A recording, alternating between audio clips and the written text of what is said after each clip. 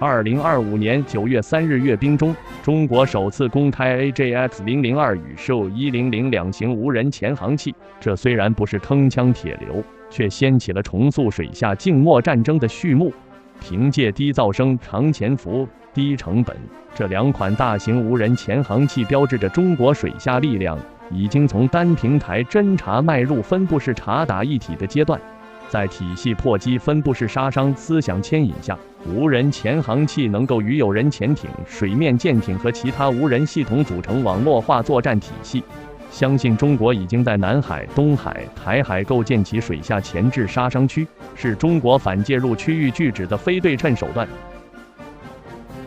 从外观来看，其中的 AJX-002 新型无人潜航器的长度约20米，直径约1.4米，排水量约30至40吨，艇身设有便于调运的吊饵，以暗示该艇可拆分为2部分运输。通过缩小直径、强化快速锁紧机构，实现卡车、铁路、舰艇3栖运输，战略机动性更优。其外形酷似鱼雷，采用泵喷推进器设计，显著降低水下航行阻力，提高航速和续航能力。推测更侧重于对敌方控制水域或敏感区域的快速侦察，也可在关键航道和潜在冲突区域持续值守。SU-100则是我国新一代大型察打一体无人潜航器，可在大深度、远距离、复杂海况下执行反潜、猎围、隐蔽攻击和特种传感等多样化任务，是航母编队水下安全的重要支撑。SU-100长度和 AJX-002 接近，均为20米左右，但直径明显大很多，约为2.5米，排水量约80吨。其是2019年国庆阅兵首次亮相的第一代潜航器 SU-001的深度升级版，远大于 SU-001的长约5米，直径1米，排水量约3吨。SU-001作为我国第一代潜航器，采用了双轴推进系统，配合前后侧向推进器和垂直推进器的复杂布局，赋予了其卓越的低速机动性和精准定位能力。双轴推进系统使其能够在强海流和复杂水文条件下保持稳定航行，这对于获取高质量的水声数据至关重要。前后4组推进器配置使其具备在复杂海底地形中悬停、转向贴底航行的能力，适合在复杂海底地形和狭窄水道的第一岛链内执行秘密监听和目标探测识别任务，可能用于重要港口、水道和海军基地的水下安防、水雷对抗和反潜作战支持任务。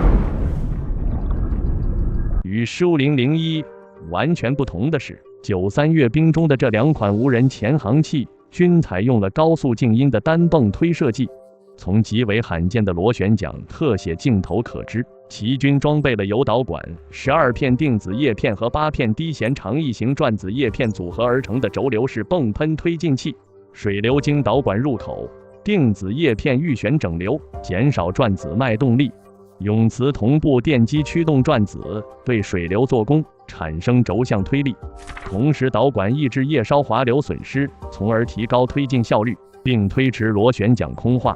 导管内部的聚氨酯泡沫和泡沫铝构成厚度10毫米的吸声涂层，还能吸除水动力噪声。通过优化叶顶间隙，还可以进一步降低梢涡脉动噪声。高压水流从导管尾喷口排出，形成反推力。泵喷可以轻松达到20节的临界航速，在推进效率、空化抑制、声学隐身3大核心指标上全面领先7页大侧写奖。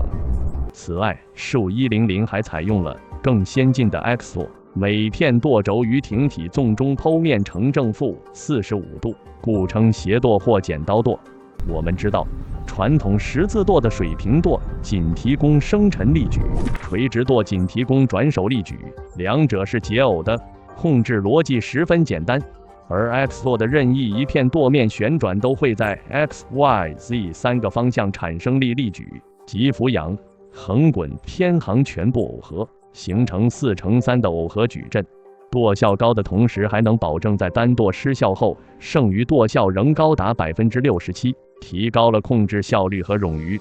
另外 ，X 舵面积通常取艇体侧投影面积8%至12%，所以 X 舵的最大宽度仅需尾部最大宽度的 0.85 倍，舵面不突出于艇体，有利于坐底，适合南海珊瑚礁区长期潜伏。舵面的剖面可以采用 NEC00 系列或自行设计的低阻力对称翼型，其可充分利用泵推推进器的桨后高能流场，提高舵效 20% 至 30%。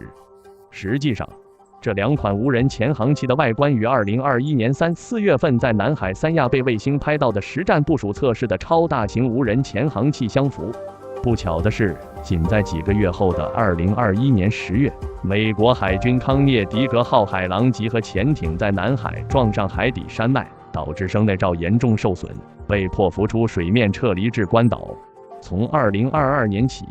Naval News 等外媒便对中国无人潜航器进行了持续追踪的报道，并声称中国在超大型无人潜航器的投入规模与速度已远超他国，至少有5种型号已在水下试验多年。甚至根据卫星影像分析，一款现身广州造船厂的超大型无人潜航器长度达45米，排水量可能突破1000吨，可能配备6具650毫米大口径发射管，可搭载鹰击18潜射导弹、鱼雷、水雷等打击武器，也可指挥其他水下无人潜航器。可见，中国展现了在水下无人系统领域的雄心和技术积累。这些超大型无人潜航器不再满足于辅助性任务，而是朝着作战主力平台的方向发展。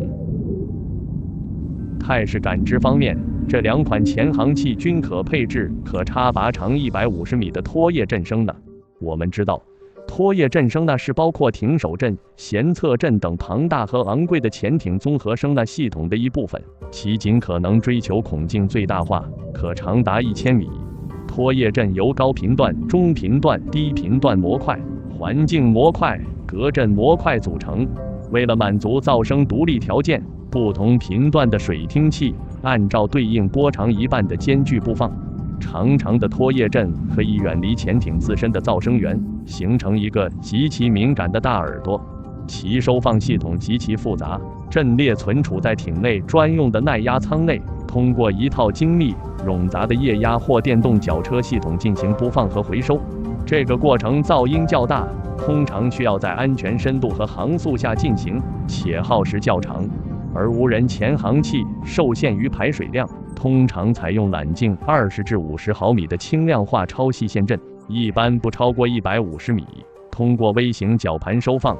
或者通过快拆接口挂在尾部。甚至在某些战术响定中，拖曳振声呐被视为一次性消耗品，任务结束后可与潜航器一同弃置。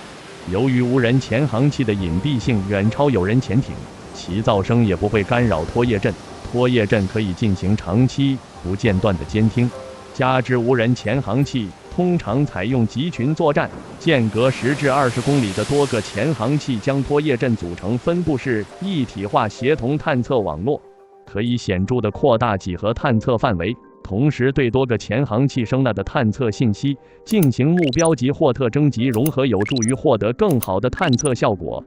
另外，更先进的 SHU-100还装备了舷侧振声呐，其尺寸大约为10米乘 0.4米，孔径较大，空间增益较高，位于艇身两侧，不存在阵型畸变、收放和拖曳问题，可以探测敌方安静型潜艇的200至800赫兹低频谱线，推测在汇聚区的被动探测距离大于60公里。这些无人潜航器还很可能搭载了一项中国独有的反潜技术，即超灵敏磁力仪。我们知道，传统磁翼探测距离极为有限，仅几百米。地球磁场因太阳风暴等引发的变动，或是潜艇耐压艇壳的材料变化，都会严重影响其探测精度。而新型超灵敏磁力仪运用超导量子干涉仪阵列和新算法，是常规磁翼探测灵敏度的数百倍甚至数千倍。超导量子干涉仪的基本原理是基于超导约瑟夫森隧道效应和磁通量子化现象，具备接近量子极限的磁探测灵敏度，能测量出相当于地球磁场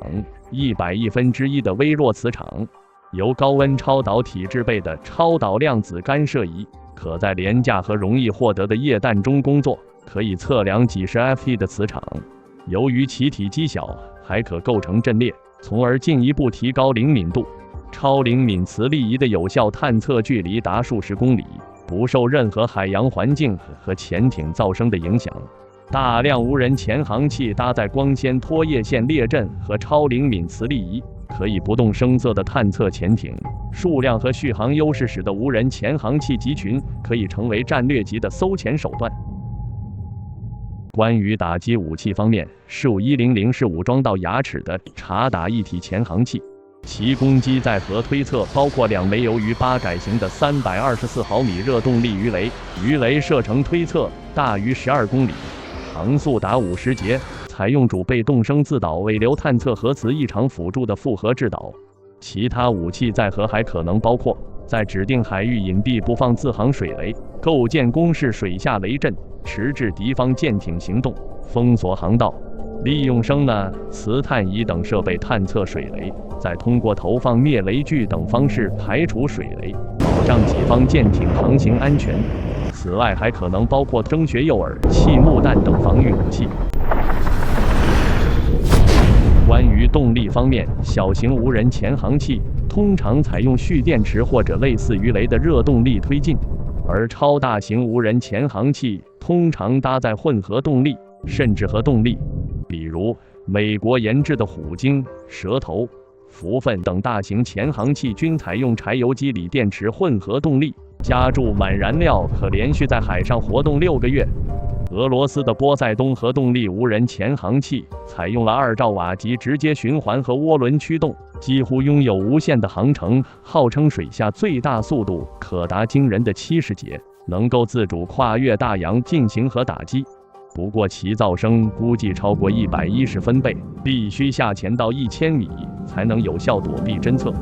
考虑到15-100的察打一体属性，以及全球只有中俄2国具备成熟的超小型核反应堆技术，外媒便推测15-100采用了一次性快换式微型压水堆电池的混合动力系统。一次性快换式微型压水堆采用铀-235的风度小于20%，满足国际民用和材料上限。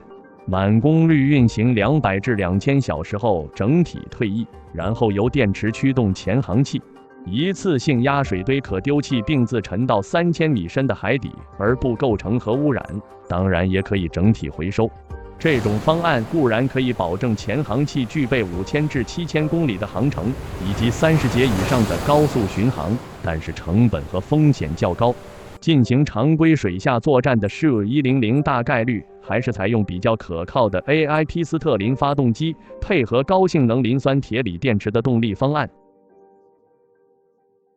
无人潜航器天然就适合集群作战，其对导航和定位的精度要求较高，而且无人潜航器之间、潜航器与有人潜艇、水面舰艇之间还必须采用分布式协同作战通信体系。无人潜航器一般采用光纤陀螺仪进行惯性导航，再辅之以地磁匹配、重力匹配或海底地形匹配，这些导航误差不随航行时间或航行距离增加而积累或发散，从而无需升出水面，通过桅杆与北斗卫星导航进行误差修正，从而增强隐蔽性。水下通信方面，通过蓝绿激光通信桅杆，固然可以在水下实现1公里距离1至10兆 bps 短距离高速通信，但水声通信仍然是水下长距离最可靠的通信手段。声波在水下传播的速度可达1500米每秒，衰减远小于电磁波，低频率、高功率的声波可在水下传播数千公里。水声通信已经发展到以正交频分复用技术为主的多载波相干、多输入多输出、全双工为代表的5G 技术，从而克服水下声波带宽受限、噪声干扰严重、多镜效应、多普勒效应等困难。还需要实现低检测概率、低识别概率和低截获概率的军用隐蔽水声通信，比如采用扩频等方法，将信号隐藏在海洋环境的复杂噪声中，或者利用诸如海豚这样的海洋生物固有声音进行仿生伪装。我国的水声通信早已是世界先进行列。2012年6月24日，蛟龙号深潜员叶聪在马里亚纳海沟7020米深度，通过水声通信系统与太空中的天宫1号航天员景海鹏实现了海天对话，可上9天揽月，可下5洋捉鳖，在同一天传出了中国声音。2018年，水声通信机载入马里亚纳海沟进行海试，实现了水下10500米到水面的高速水声通信。2021年11月，哈尔滨工程大学基于 DSP 的正交频分复用与扩频水声通信技术，使全海深 AUB 悟空号在与母船直线距离超过15千米的马里亚纳海沟深处，实现了与母船的远程可靠水声通信。上行峰值通信速率2003 bit 每秒，数据包接收正确率超过93%。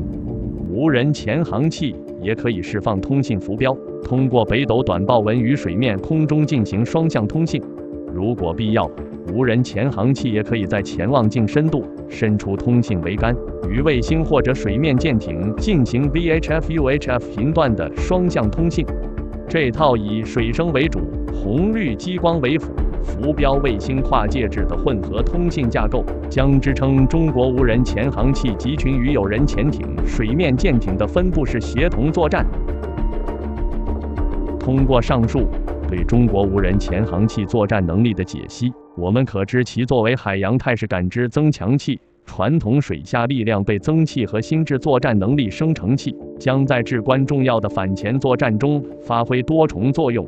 它们可以作为移动声呐节点，与固定声呐监测系统、水面舰船和反潜飞机协同，构建多层次反潜探测网络。通过使用被动声呐监听敌方潜艇的声纹特征，或者主动声呐进行精确探测，无人潜航器能够提供持续的目标跟踪和定位数据。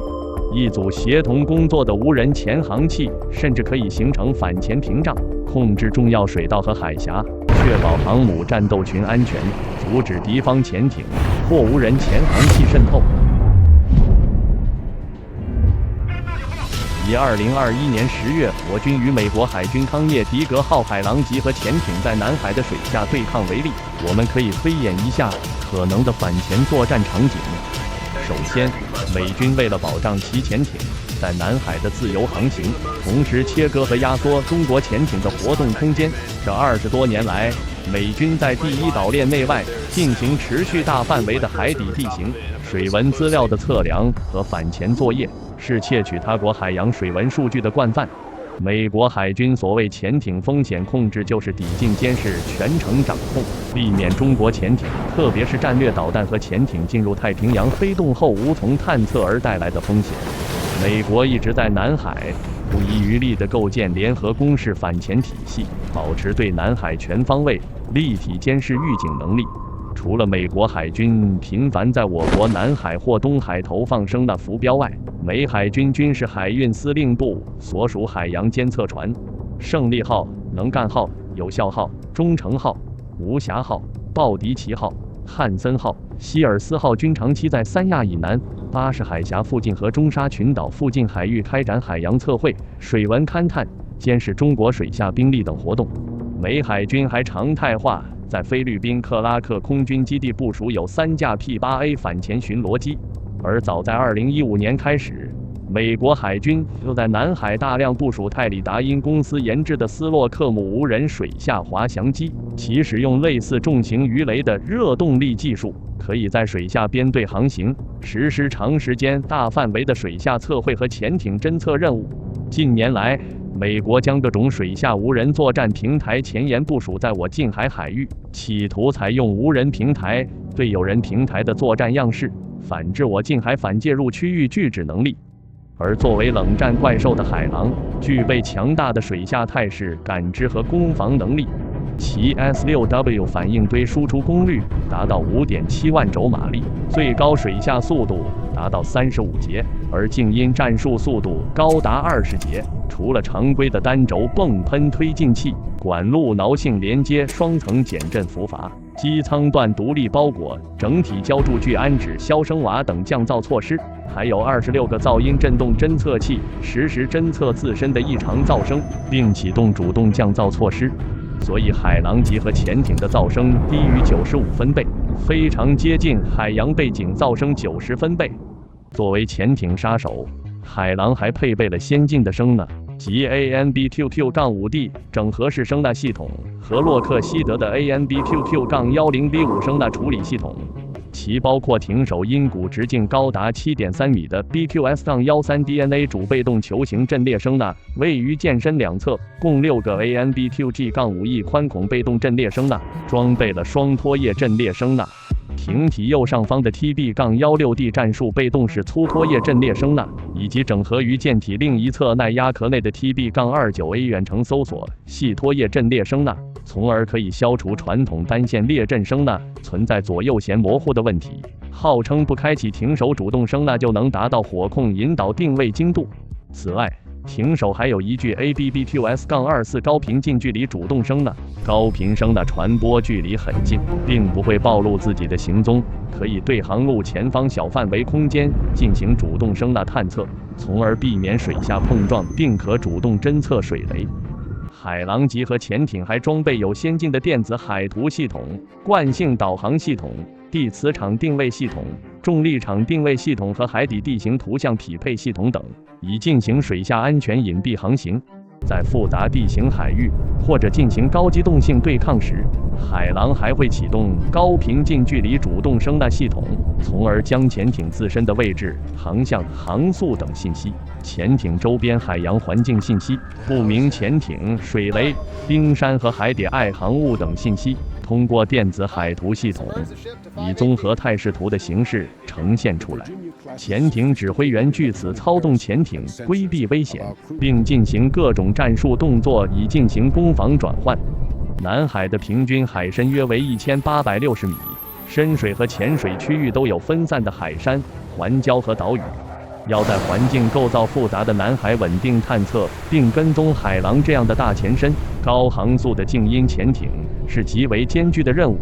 中国水下立体攻防体系必须联合天基海洋遥感卫星、合成孔径卫星和激光反潜卫星、空基反潜巡逻机、水面的927型水声监测船、055驱逐舰或护卫舰、海中无人潜航器集群、有人潜艇以及海底固定式光纤水听器阵列等多元信息，才能编织成一张天空海综合战略搜潜网。在我南海主场，针对潜艇适航的深海通道可以仔细排查，特别是战略级927型水声监测船的拖曳阵声呐长达2500米，可以采用甚低频主动声呐进行探测，可以探测300公里外的潜艇，其效能远超055驱逐舰的战术级拖曳阵列声呐。发现海狼的蛛丝马迹后，大量的无人潜航器就需要前出排查。在南海重点区域布置有多个无人潜航器集群，其母舰可以是 039C、093B 攻击潜艇，或者055驱逐舰927型监视船，或者远海岛礁预置物舱等。综合能力更强的 SU-100可以作为集群的母节点，一艘母舰可以控制指挥3至5个母节点，每个母节点可指挥12个子节点。AJX-002 和 SU-001 可以作为子节点进一步前出，形成一个个水下猎杀群。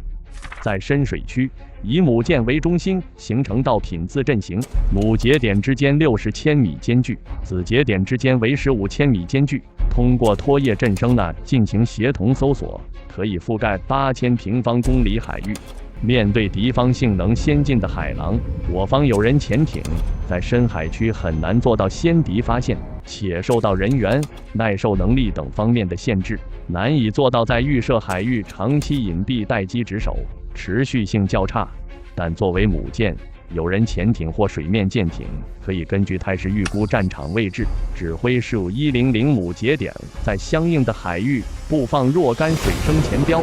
在不同深度悬浮的前标以自组网形成水下探测网络，实现对敌目标的实时探测跟踪。前标可以采用主动声呐进行探测，而不必担心暴露，反而可以让海狼因为躲避探测而往我方设定的区域进行机动。分散的无人潜航器也可以把前标作为通信中继，从而可以在远离母节点的广大海域通过拖曳阵被动声呐和超灵敏磁力仪进行协同探测。无人潜航器具备比海狼更大的前身，如果必要，可以下潜至海狼的极限前身以下，实现由下而上的搜潜模式。下潜到超过600米的深度，一般的鱼雷也无可奈何。无人潜航器可以安全地开启主动声呐，对上方海域进行侦测，能规避海底声散射的影响，探测效能更佳，这是任何反潜手段都做不到的。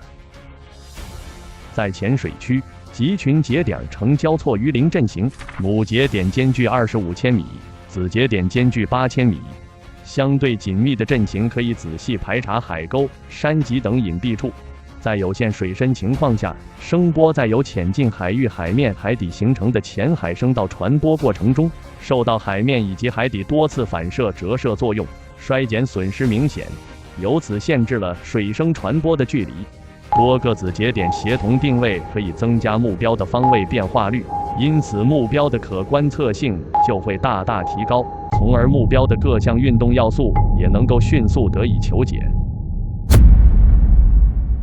此外，针对不同的海域属性，母舰和无人潜航器集群还可以采取不同的战术动作。比如在不易探测的广阔深水区，可提前布阵，形成探测诱骗打击综合集群分工。在潜艇进出南海的要道，比如巴士海峡、巴拉望岛以西到菲律宾南部一带的大量深海海沟等，进行卡位设伏。另外，还有一些无人潜航器可在分散的敏感区域进行机动巡逻。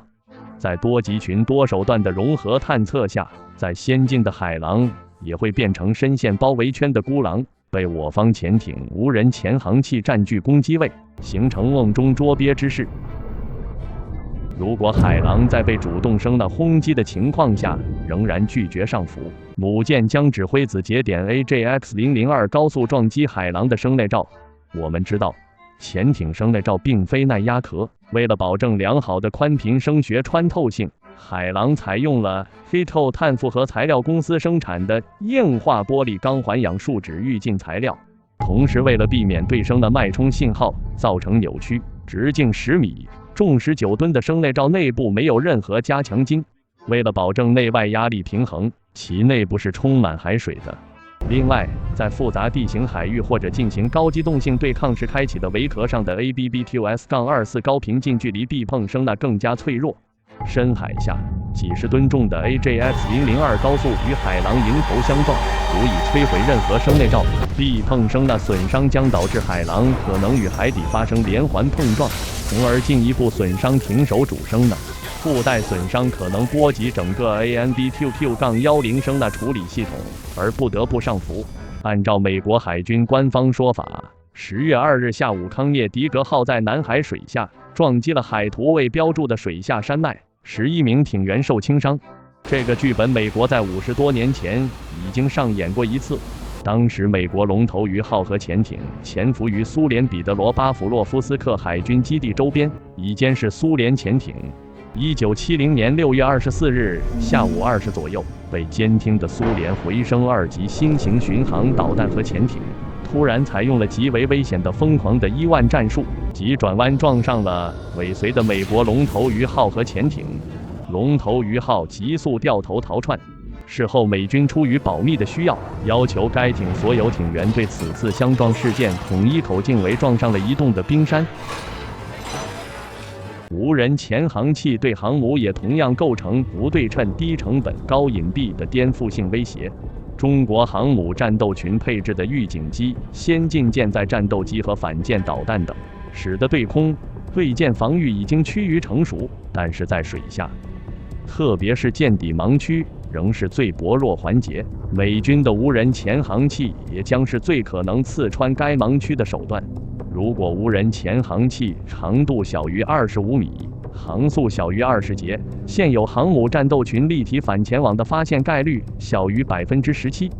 比如，美国海军第3水下无人潜航器中队是美军唯一一个超大型水下无人潜航器行动部队，装备的代表性的虎鲸察打一体超大型水下无人潜航器长26米，宽3米，排水量约85吨。